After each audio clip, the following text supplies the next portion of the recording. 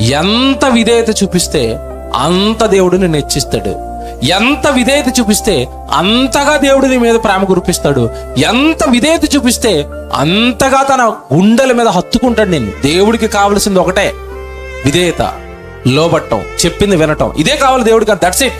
మీరు ఆది కాండం నుంచి ప్రకటన గ్రంథం వరకు మీరు ఎక్కడైనా చదవండి, ఆయన గొడవాడుతున్నది, ఆయన యుద్ధం చేస్తున్నది, మీరు నాకు నచ్చరు అంటున్నది ఒకరితోనే, దేవుడి మాటకు లోబడని అవిధేయులతో. ఆయన ఉగ్రతకు కారణం అదే, ఆయన కోపానికి కారణం అదే, ఆయన కీడు చేయడానికి కారణం అదే, ఆయన పట్టించుకోకపోవడానికి కూడా కారణం అదే, అవిధేయత, లోబడకపోవటం. ఇది ఒక్క గుణం చాలండి మన జీవితాన్ని మొత్తం కొలాప్స్ చేయడానికి, నాశనం చేయడానికి.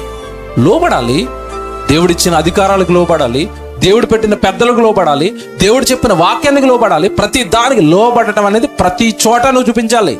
లోకంలో బ్రతికినప్పుడు లోకం కోసం బ్రతికాం, దేవుడి దగ్గరకు వచ్చిన తర్వాత లోకాన్ని విసర్జించి దేవుడి కోసం బలుస్తున్నాం. ఏం బలిస్తున్నాం? మన ధనాన్ని బలిస్తున్నాం, మన ఆరోగ్యాన్ని బలిస్తున్నాం, మనం సంపాదించుకున్న కష్టార్జితాన్ని ఇదిగో దేవుడు సువార్తకు బలిస్తున్నాం.